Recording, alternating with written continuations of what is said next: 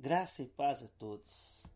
Dando continuidade ao nosso tema, voltando aos fundamentos da fé, eu queria compartilhar nessa oportunidade um texto de Efésios capítulo 5, versículos do 15 ao 20.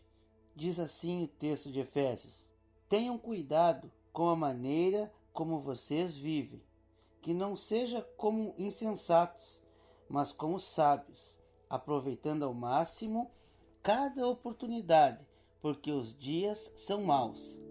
Portanto, não sejam insensatos, mas procurem compreender qual é a vontade do Senhor.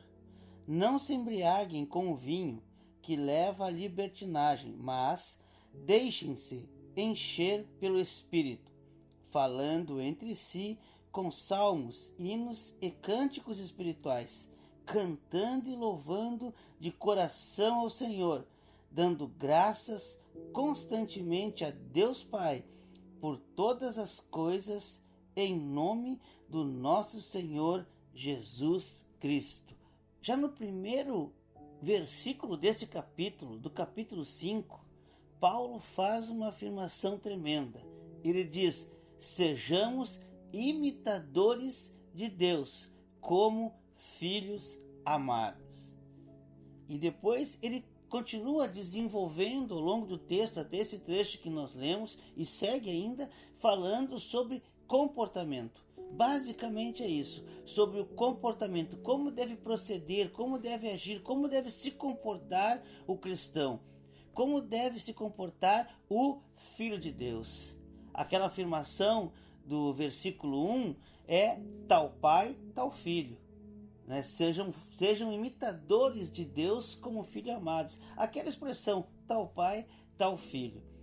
Mas, contudo, porém, entretanto, quando eu olho para a minha vida, quando eu olho para o meu coração, quando eu olho para os meus pensamentos, para as minhas atitudes, eu vejo que eu não tenho a mínima condição de mudar. Eu não consigo, por minhas próprias forças, pelos meus próprios meios, mudar, ter um comportamento diferente. Mas a palavra nos mostra, nos diz, nos dá uma grande abertura, nos revela um segredo. Lá nesse trecho que nós lemos, em primeiro lugar ele diz, repete 2 vezes: não sejam insensatos. Não sejam insensatos. Portanto, não sejam insensatos. Insensatez tem a ver com imprudência. Tem a ver com agir sem responsabilidade, sem medir as consequências. A pessoa que passa com o carro o sinal vermelho, ela é uma pessoa imprudente. Ela não está medindo as consequências. A pessoa que atravessa fora da faixa de segurança também é uma pessoa imprudente. É uma pessoa insensata. Então a insensatez tem a ver com imprudência. Insensata, a pessoa que não tem senso, que não tem noção. Ou seja, é um sem noção. E Paulo está escrevendo: não seja um sem noção. E ele diz mais ainda: busquem saber qual é a vontade de Deus. Ou seja, não seja um sem noção, não seja alguém que vai na onda, alguém que segue o que qualquer um fala.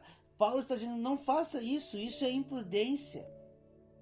Busque saber qual é a vontade de Deus, para agirmos como Deus, para sermos imitadores de Deus, filhos de Deus, para termos um comportamento de filho amado de Deus. Nós precisamos saber qual é a vontade de Deus e não sair por aí fazendo o que qualquer um diz.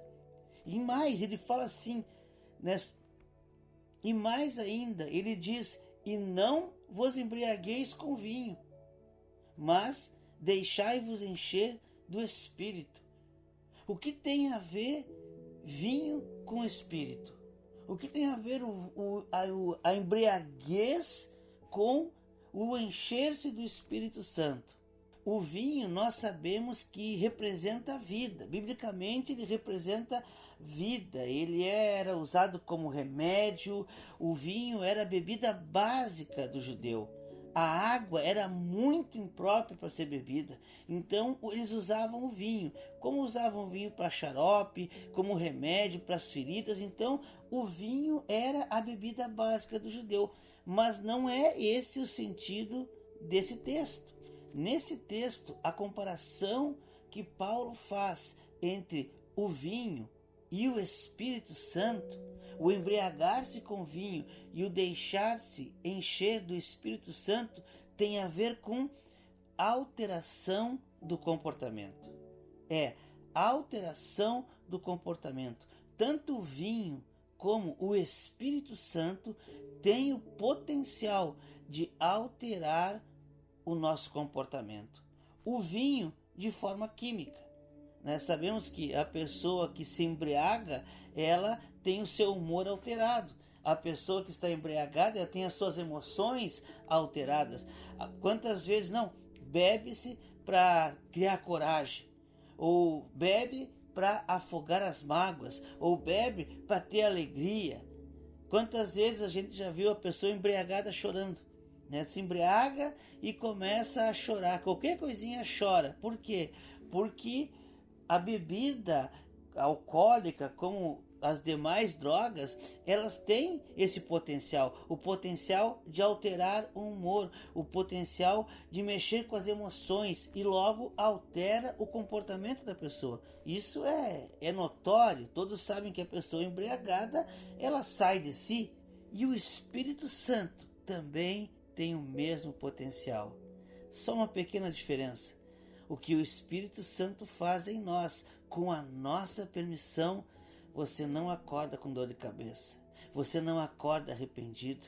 Você, pelo contrário, deseja ainda mais do Espírito Santo. Deseja encher-se ainda mais do Espírito Santo. O que o vinho faz é efêmero, é passageiro. Passa logo, no outro dia. Mas o que o Espírito Santo faz, a mudança, a alteração que o Espírito Santo faz no nosso interior é permanente. É algo que nos dá vida. Então essa é a comparação que Paulo está dizendo. Não se embriaguem com o vinho.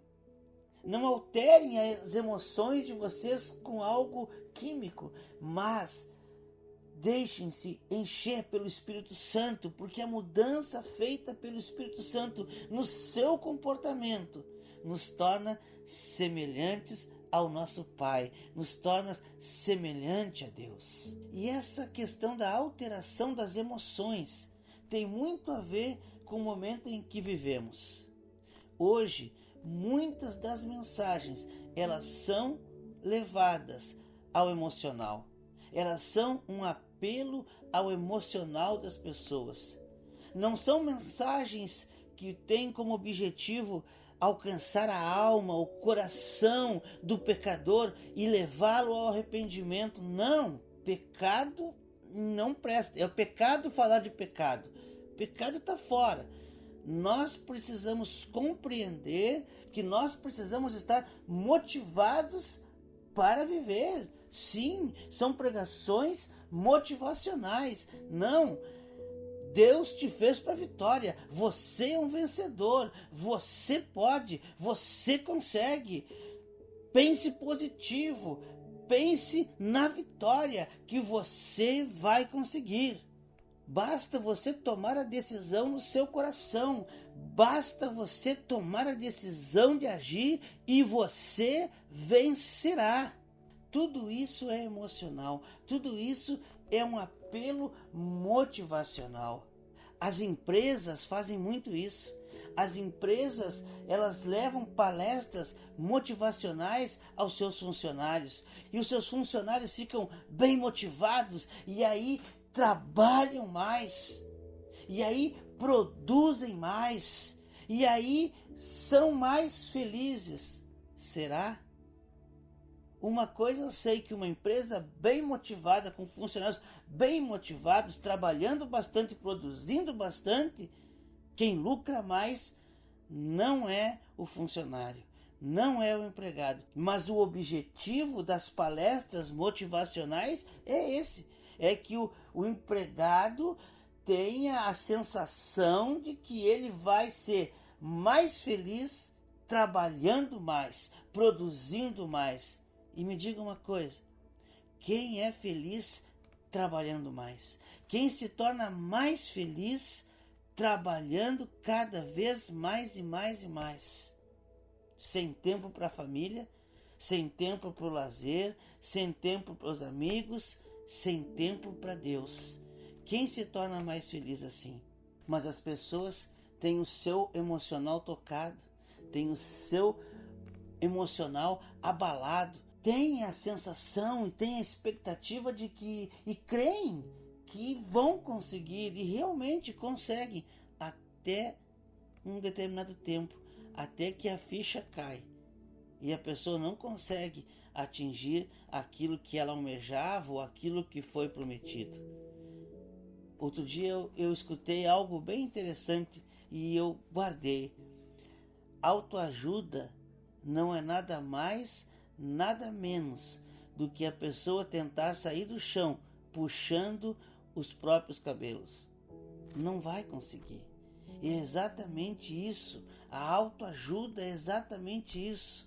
Todas essas mensagens motivacionais, essas mensagens de autoajuda, e eu estou falando isso, mensagens de igreja, mensagem de púlpito, elas não conseguem te levar a uma transformação verdadeira.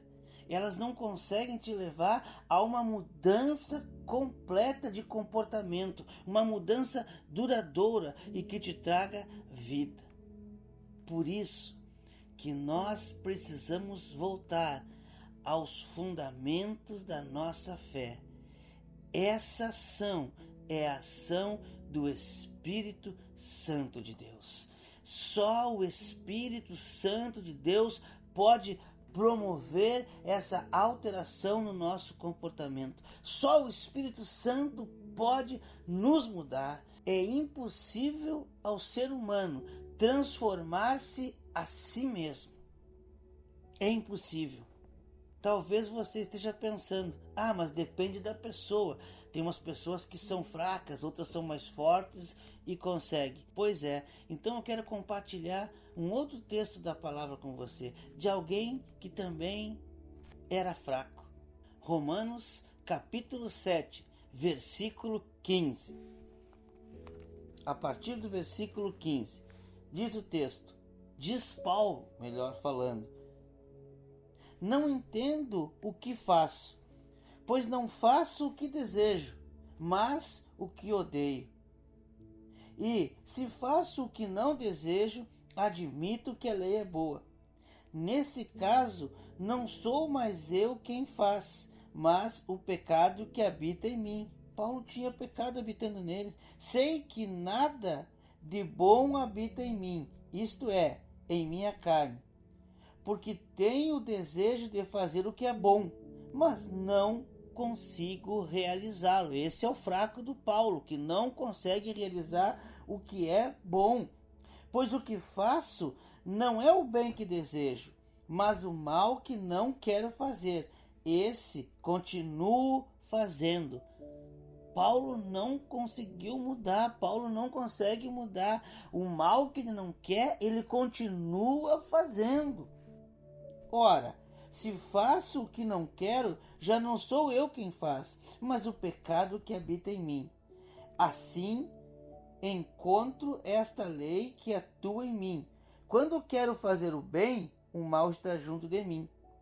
No íntimo do meu ser, tenho prazer na lei de Deus. Sei que a lei de Deus é boa. Reconheço com o meu entendimento que a lei de Deus, a vontade de Deus é boa. Mas vejo outra lei atuando nos membros do meu corpo, guerreando contra a lei da minha mente, tornando-me prisioneiro. Paulo era prisioneiro da lei do pecado que atua em meus membros. E olha só como ele finaliza: miserável homem que eu sou. Paulo era um miserável. vivia pecando, não conseguia mudar, não conseguia, era um fraco, não tinha condições de mudar. E olhem a pergunta que ele faz: quem me libertará do corpo sujeito à morte? Quem me libertará desse corpo que me leva para a morte? Um coach? Uma palestra motivacional? Talvez alguém que trabalhe com a minha psique, talvez alguém que venha e diga para mim: tu vai conseguir, Paulo, todas as manhãs tu vai conseguir, tu pode, Paulo, tu nasceu para ser vencedor, tu é especial. Não, não é isso que a palavra diz. Quando Paulo faz essa pergunta: quem me libertará desse corpo que leva para a morte? Quem me libertará do pecado? Quem me fará mudar? Quem me transformará? Ele diz: graças a Deus por Jesus Cristo, nosso Senhor. Só Jesus pode mudar a minha e a sua vida. Só Jesus pode mudar o nosso comportamento.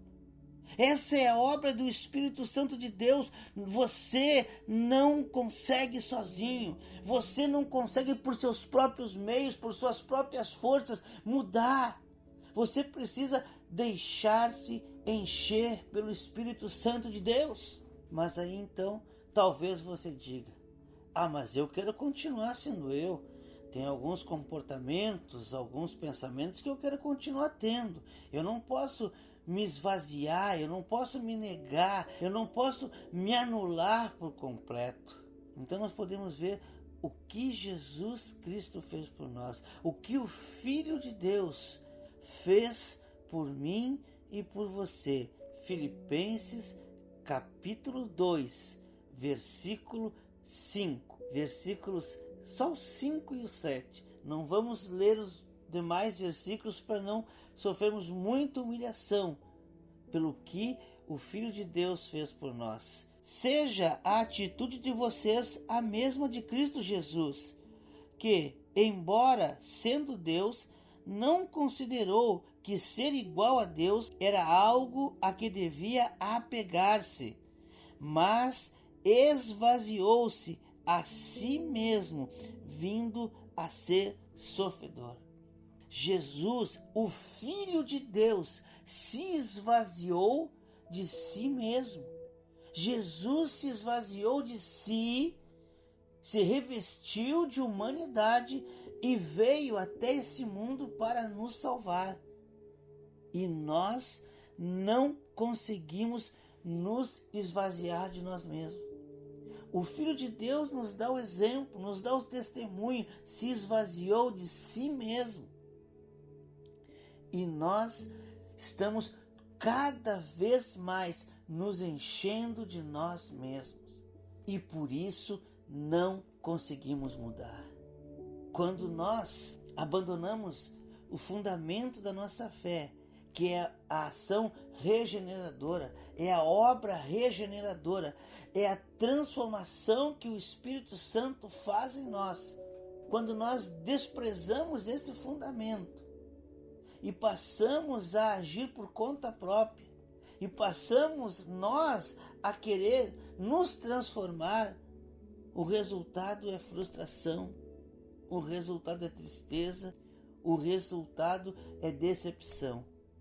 Por isso, a minha oração é que, se em algum ponto da caminhada você se deixou levar por mensagens e pensamentos que fizeram você acreditar que você conseguiria sozinho, que você, na força do seu braço, com o seu conhecimento, com a sua experiência, com os seus amigos, com tudo que você tem, sendo quem você é, você conseguiria mudar o seu comportamento, você conseguiria ser uma pessoa melhor, você teria um comportamento, um procedimento, ações semelhantes a de um filho de Deus, que você possa então, com essa oportunidade, voltar ao fundamento da nossa fé.